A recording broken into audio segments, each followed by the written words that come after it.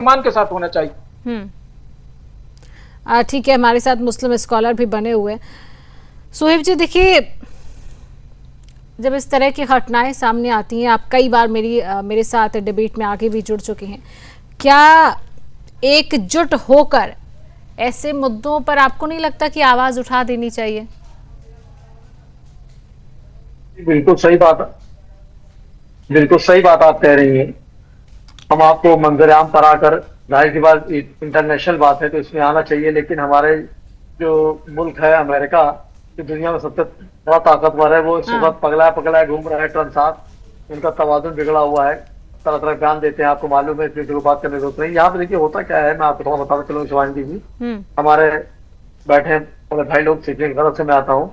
देखिए, हमारे इब्राहिम अलैहिस्सलाम की 2 औलादे थी, इस्माइल अलैहिस्सलाम और इसहाक अलैहिस्सलाम। इस्माइल अलैहिस्सलाम से मुसलमान हुआ और इसहाक अलैहिस्सलाम से ईसाई हुए। तो ईसाई की तादाद दुनिया में सबसे ज्यादा है, उसके बाद मुसलमानों की है। मगर अफसोस की बात है कि हम दोनों भाई होने के बाद भी मुख्तलिफ दिशाओं में चल रहे हैं और एक नहीं हो पा रहे हैं, और इसमें कोई ना कोई रोल अदा कर रहा है। इसराइल का जो रुतबा है, आप देखिए, इसराइल था ही नहीं, खत्म हो चुका था, उसको किसी रखने की जद्दोजहद ही नहीं करती। अमेरिका तक तो भाई भाई आप बोल रहे हैं, तो भाई भाई मारता थोड़ी है एक दूसरे को, भाई भाई तो गले लगाता है ना। हाँ, सुनिए भाई, मैं बता रहा हूँ, इसराइल जो था उसको अमेरिका तक ने जगह नहीं दी, उसका फिलिस्तीन नहीं उसको जगह दी, फिलिस्तीन नहीं कहा कि मेरा और लो। आज उसने क्या किया हिंदुस्तान में, देखिए जैसन क्या करता है, आपको मालूम जैसन का रोल क्या था। तो इसराइल ने जो ये खेल किया है, तो मेरी उन ईसाई मुल्कों से गुजारिश है कि जो आपने इसराइल को हवा दे रखी थी मुसलमानों के खिलाफ तबाह करने के लिए, बर्बाद करने के लिए, फिलिस्तीन को तो तबाह कर दिया। आप बताइए, अगर मेरी औलाद के साथ ऐसा हो रहा होता, मेरे बच्चों के साथ ऐसा हो रहा था जिस तरह इसराइल ने फिलिस्तीन के साथ किया। गाजा तो एक बहाना था, आप कहते हैं कि वहां पे आतंकवादी है, वो तो एक बहाना होता है। आपने ऐसा मसीह की मूर्ति गिरा दी, आपने तोड़ दी, जिसे मुजस्समा हम लोग कहते हैं, आप बार बार मूर्ति का रूप दे रही है।